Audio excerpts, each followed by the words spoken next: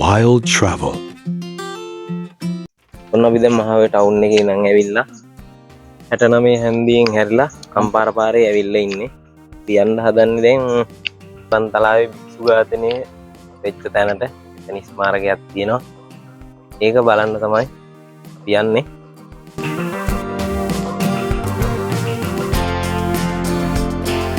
එහෙනම් අපි බලමු අපි කොහොමද මහාවේ ටවුන් එකේ ඉන්න මේ අම්පාර පාරට එද්දි පාර පොඩ්ඩක් බලමු. අපි මේ ඉන්නේ මහාවේ ටවුන් එකේ. මහාවේ ටවුන් එකෙන් ඇවිල්ලා මේ ඉන්නේ 69 හන්දියේ. මේ අම්පාර පාර තමයි ඉස්සරහට ආවේ. එහෙනම් අපි ගිහිල්ලා බලමු.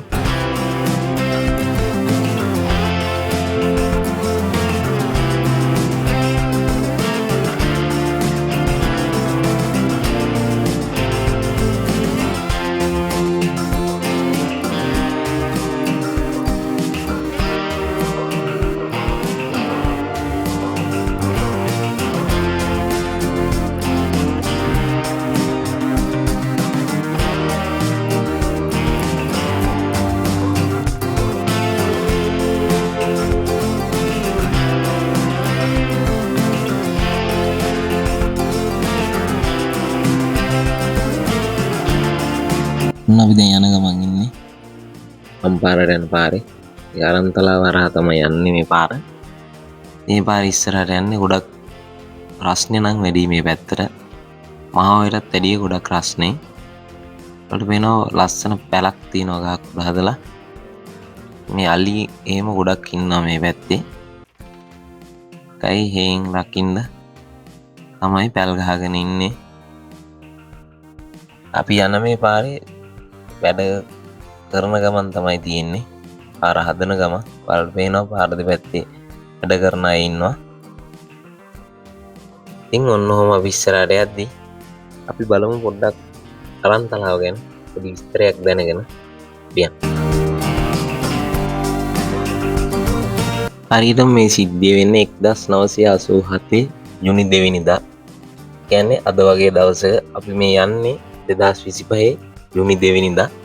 හරියටම අවුරුදු 38කට පස්සේ තමයි අපි යන්නේ අරන්තලාවට.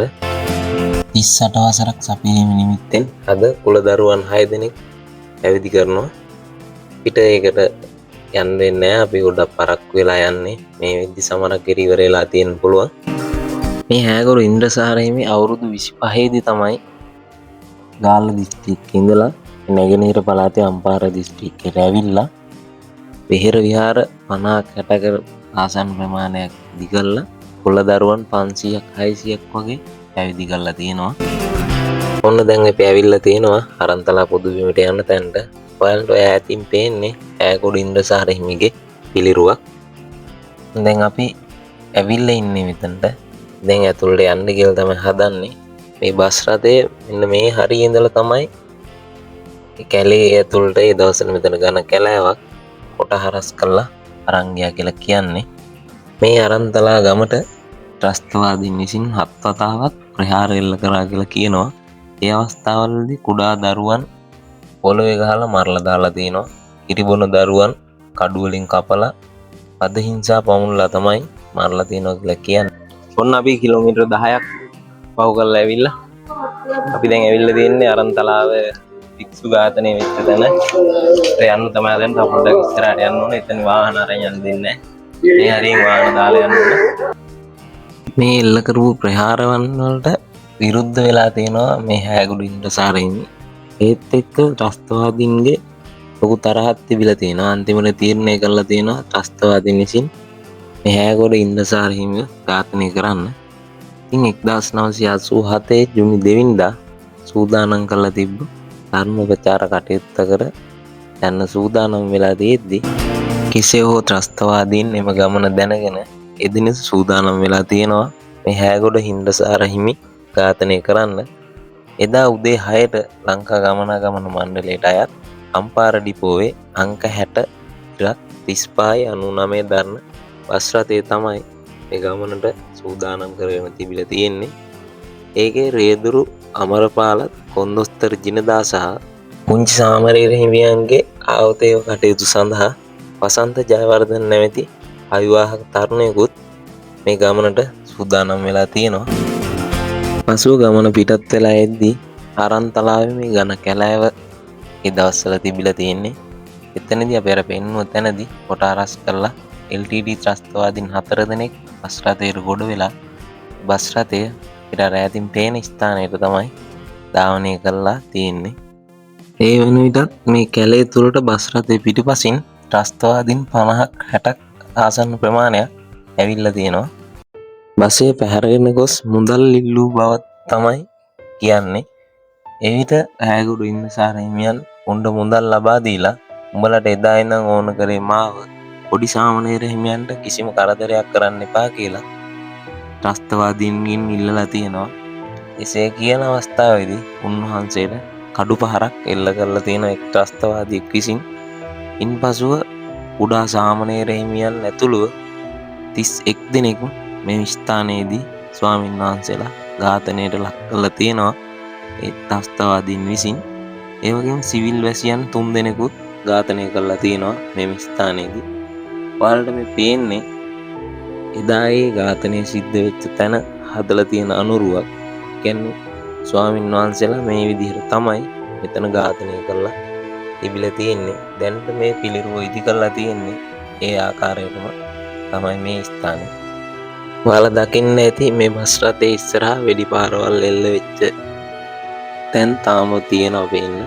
කියන්නේ එදා ඒ ප්‍රහාරයට ලක් වෙච්ච ඒ බස් රථයම තමයි මෙතන පසු කාලීනව දැයට කිරුළ මගින් ගෙනල්ලා මේ අරන්තලා පුදුවීමට ගෙනල්ලා මෙතන ස්මාරකයක් ඉදි කරලා තියෙන්නේ. එදා මේ සිදුවෙච්ච අරන්තලා ඛේදවාචකෙන් ස්වාමීන් වහන්සේලා 6 දෙනෙක් දිවි බේරගෙන තියෙනවා. ඉන් ස්වාමීන් වහන්සේලා 3 දෙනෙක් සිවුරු ඇරදාලා ගිහිල්ලා තියෙනවා. එයින් එක පුද්ගලයෙකු මේ ඛේදවාචකෙන් පස්සේ යුද හමුදාවට ගිහිල්ලා දැන් ආබාධිත තත්ත්වයෙන් මහියංගන ප්‍රදේශයේ ජීවත් වෙන බවත් සඳහන් වෙනවා. අනිත් ස්වාමීන් වහන්සේලා 3 දෙනා වලල්ලාවිට විමල ඥාන හිමි, අඟුරංකෙත පුඤ්ඤසාර හිමි සහ ආන්දවුල්පත බුද්ධසාර හිමි.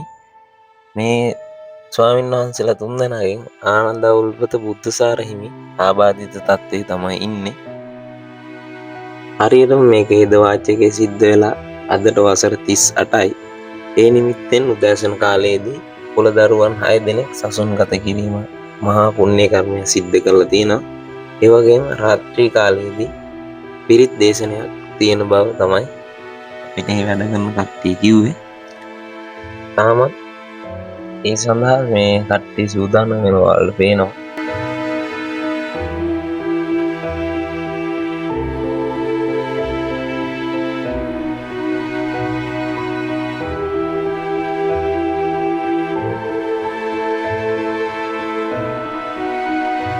එදා මේ අරන්තලා ඛේදවාචක මුණ දුන්න සහ ඝාතනයට ලක් වෙච්ච ස්වාමීන් වහන්සේලා 31 නම වෙනුවෙන් තමයි මේ අරන්තලා පුදුබිම දැන් අරන්තලා ජාත්‍යන්තර බෞද්ධ මධ්‍යස්ථානය නමින් නිර්මාණය කරන්නේ.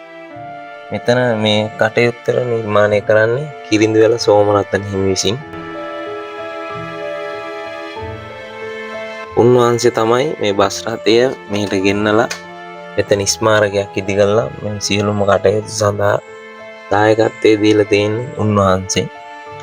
ඒ වගේම මේ ඉදි වෙන පන්සලේ වලට පේනවා පස්වගමානුට ධර්මයේ දේශනා කරන පිළිරුවක් ඉදි කරලා සහ මේ අරන්තලා ඝාතනය වෙනුවෙන් දැයට කිරුළේදී ඉදි වෙච්ච ස්මාරකයක් තමයි ඔයාලට මේ පේන්නේ.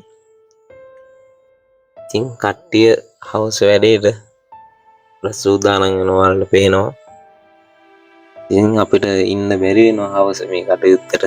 මොකද අපි ආපහු යන්න ඕන. ත්‍රස්තවාදීන් විසින් අමානුෂික විදියට ස්වාමීන් වහන්සේලා 31 නමක් කපලා පොට්ටලා වෙඩි තියලා ඝාතනය කරලා තියෙනවා. ඔයාලත් ඒ අනුරුව දැක්කමත් ඔයාලට පේනවා කොහොමද මේ ත්‍රස්තවාදීන් විසින් කිසිම හිතක් පපුවක් නැතුව ස්වාමීන් වහන්සේලා ඝාතනය කරලා තියෙන්නේ කියලා. ඔයාලට මේ පිටිපස්සෙන් පේන බෝඩ් එකේ තියෙනවා මේ ස්ථානයේදී ඝාතනය වෙච්ච ඒ ස්වාමීන් වහන්සේලා 31 නමගේ නම් සඳහන් වෙනවා.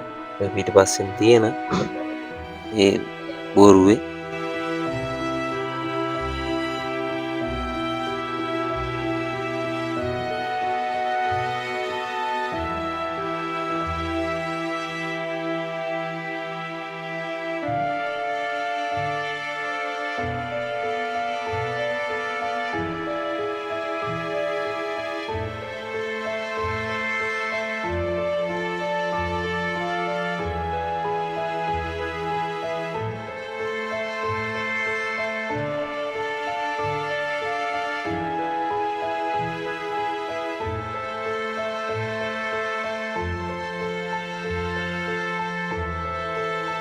ඉතින් අපි දැන් අරන්තලා පුදබිම බලලා යන්න කියලා තමයි හදන්නේ. ඔයාලා දැක්කා ත්‍රස්තවාදීන් විසින් සිවිල් වැසියෝ 3 දෙනෙක් සහ ස්වාමීන් වහන්සේලා 31 නමක් ඝාතනය කරපු ස්ථානයේ දැන් ඉදිකල තියෙන ස්මාරකය. එහෙනම් අදට අපි ගිහිල්ලා එන්න ආයෙත් දවසක අලුත් වීඩියෝ එකකින් හම්බෙමු. සුබ දවසක්.